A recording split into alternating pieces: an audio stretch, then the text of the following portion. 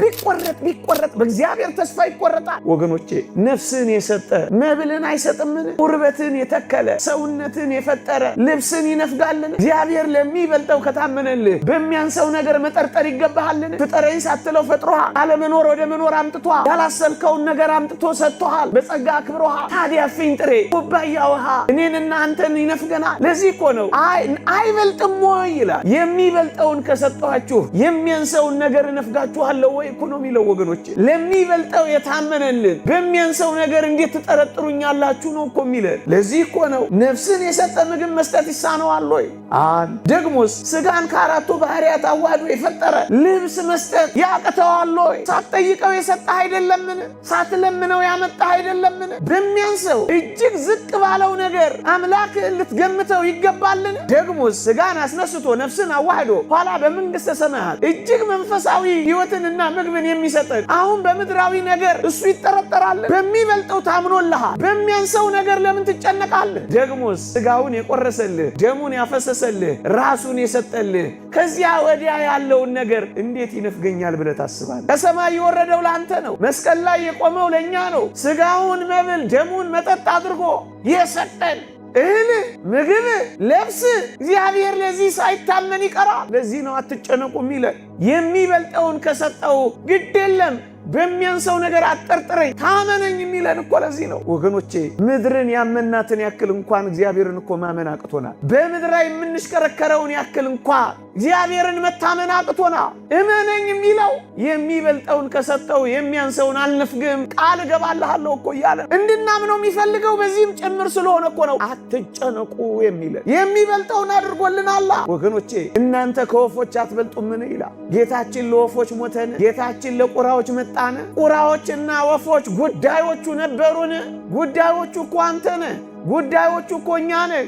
እናንተ እኮ ከወፎች እናንተ እኮ ከቁራዎች ትበልጣላችሁ። ግዛን የሌላቸው ፍጥረታት በሙሉ ሕያዋን ካደረጋቸው ለእናንተ የሚነፍጋችሁ ነገር ስላለ ትጠረጥሩታላችሁ እኮ ሚለን። አዋፋትን ተመልከቱ ሚለን እኮ ይህንን ነው። በምድር ላይ ለሕያው እግዚአብሔር እንደ ሰው ያለ ማን አለ? ወፎችን ካልተወ፣ ጫጩቶችን ካሰበ፣ ቁራዎችን ከመገበ እኛን እንዴት ይተወናል ብለን እናስባለን። በዚህ አለማመን ራሱ ከባድ አይደለም ወገኖቼ። ዘመድ የለኝም ብላችሁ ሆዳ ይባሳችሁ። እግዚአብሔር ከዘመድም በላይ ዘመዳችሁ እኮ ነው። ከወንድም በላይ ወንድም ነው። ከእህት በላይ እህት ነው። እንደ ደመና የከበቡን ቅዱሳን አሉን። ስለኛ ምጥ የሚያዙ እንኳን ሥላሴ ስለ እናንተ ዳግመኛ ምጥ ይዘኛል ያለውን ጳውሎስን አታስታውሱ? አልገባንም እንጂ እንደ ከዋክብት የሚበዙ እንደ አሸዋ የሚሰፉ ዘመዶቻችን እኮ አሉ። ዘመድ ተወኝ፣ ደጋፊ አጣው፣ ረጂ አጣው፣ ተመልካች አጣው ብላችሁ ለምን ወዲ ብሳችኋል? ለምን ጭንቀት ይገባችኋል? ለምን ምን ነው ተስፋ ትቆርጣለህ? ምን ነው ትደክማለህ? ምን ነው በሲባጎ ትታነቃለህ? ምን ነው በረሃ ለበረሃ ትንከራተታለህ? ምን ነው ሱስ ውስጥ ትገባለህ? አባት እያለ አባት እንደሌለው፣ ተመልካች እያለ ተመልካች እንደሌለው፣ ብርቱ ክንድ እያለ ደጋፊ እንደሌለው ለምን ትቅበዘበዛለህ? ኃያሉ እያለ ድካም ለምን ይሰማል? እንደዚህ እንኳን ብትሆኑ መጋቢ አላችሁ፣ አጉራሽ አላችሁ፣ አልባሽ አላችሁ፣ መካች አላችሁ። ይህንን ነው ማየት ያልቻልነው። ተስፋ እዩቴ ምን አለው? ምንም ነገር እንኳን ባይኖር አጥብቀን ከጸለይን እግዚአብሔር አባታችን እንደሚሰማን አታስታውሉ? እግዚአብሔርንም ባልፈራ ሰውንም ባላፍር ስለ ጨቅጨቃዋ ብዬ እፈርድላታለሁ ያለውን ጨካኝ ዳኛ አስመሰልከው እኮ እግዚአብሔር። ብርቱ ጸሎት፣ ጥብቅ ሱባኤ፣ የእውነት ደጅ ጥናት አለ። ዝም ብሎ ጭንቀት ብቻ፣ መታወክ ብቻ፣ ማሰብ ብቻ፣ መናወዝ ብቻ፣ አቅልን መሳት ብቻ፣ መድኃኒት መዋጥ ብቻ፣ የጎደለንን ነገር መቁጠር ብቻ ምንም እንኳን ባይኖርህ ይሄው የተስፋ አይደል? ብንጸልይ የምናገኝበት ተስፋ እኮ ነው። የተስፋ እግር ባይኖረን፣ አይን ባይኖረን፣ የምንበርበት ክንፍ እንኳን ባይኖረን ለካ መጋቢ አለን። ተስፋ ትቁረጡ ወጣቶች።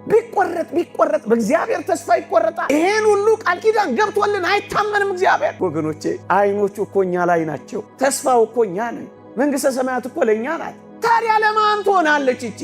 እዛ በመጽሐፈ ነገሥት ላይ ዝናብን ሳላዘንብ የሰማይ መስኮትን ባልከፍት ብሎ እኮ ቃል ኪዳን ገብቶልሃል። ቃል ኪዳኑን ለመጠመቅ አንተ ብረር እንጂ ለምን ትጨነቃለህ? ስትራብና ሲመግብህ እኮ የበለጠ እግዚአብሔርን ታውቀዋለህ። ስትጠማና ሲያረካ እኮ የበለጠ እግዚአብሔርን ታውቀዋለህ። ጨለመብኝ ስትል ነገን ደግሞ ስንት ጊዜ ጨልሞብህ ነግቶልህ ያውቃል። ስንት ጊዜ አለቀልኝ ብለህ ተቀጥሎልህ ያውቃል። ስንት ጊዜ ከፍቶ ደግሞ መለስ ስትል አስደስቶ ያውቃል። ወገኖቼ ለዚህ ፀሐይ መውጣት፣ ለዚህ ንፋስ መንፈስ፣ ለዚህ አየር መቀያየር ማን ፔቲሽን ተፈራርሞ አስገብቷል? ፀሐይ አንተ ናት። ጨረቃስ የመንግስት ናት። ንፋሱስ የክልል ነው። ውሃውስ የፌዴራል ነው። የሱ አይደለ? ለዚህ የታመነልህ አምላክ ንፋሱን አንፍሶ ገለባውን የሚለይልህ፣ ፀሐዩን አሙቆ የሚያበስልልህ፣ ዝናቡን አዝንቦ የሚያበቅልልህ ለምንድን ነው የምትጠረጥረው? እንደው የምር ብናምነው አንድ ቀን በበላ ነው ብዙ ቀን ሊያኖረን እንደሚችል አናውቅም? ወገኖቼ እኛ እኮ እግዚአብሔርን የምንጠረጥረው ለሌሎች ለማያምኑት እንኳን በሚሰጠው ነገር እኮ ነው። እናንተ ይሄ አሳፍር! እንዴት አሳልፎ ይሰጣል? መኖሪያ እኮ ገንዘብ አይደለም። መኖሪያ እኮ ሀብት አይደለም። እግዚአብሔር መኖሪያ ነው የሚለው። መኖሪያችን እናድርገው፣ ሌላውን ነገር ሁሉ እንቶ ቢኖራችሁ እንኳን እርሱት። ወገኖቼ በዘመናት የነበሩ ሰዎችን ተመልከቱ። በእርሱ አምኖ ያፈረ ማን ነው ይላል ነብዩ ሲራክ። እናንተ ጽድቁንና መንግስቱን እሹ፣ ሌላ ሁሉ ይጨመርላችኋል ይላል። ቅዱስ ጴጥሮስ የመከረን ምክር አለ። ምን ይላል? በመጠን ኑሩ ይላል። ወገኖቼ ብዙዎቻችን የምንጨነቀው ሁል ጊዜ የጎደለንን እንጂ ያለንን ነገር መቁጠር ስለማንችል እኮ ነው። ለዚህ ነው ንዑድ ክቡር የሚሆን ጳውሎስ ማትረፍንም አውቃለሁ መጉደልንም ተምሬያለሁ፣ ኑሮዬ ይበቃኛል ማለት ማትረፊያ ነው የሚለው። ጫማ ስላልቀየርክ ለምን ትጨነቃለህ? የዕለት ጉርስ ካላሳጣ ለምን ትጨነቃለህ? ለዓመት እያሰብክ ለምን ትፈነዳለህ? ምናምን ካልገነባው እያልክ ለምን ከሰውነት ተራ ትወጣለህ? ለምን ትሰርቃለህ? ለምን ታታልላለህ? በመጠን ብትኖር ግን ጸጥ ታደርገዋለህ የሚያውክህን ነገር በሙሉ።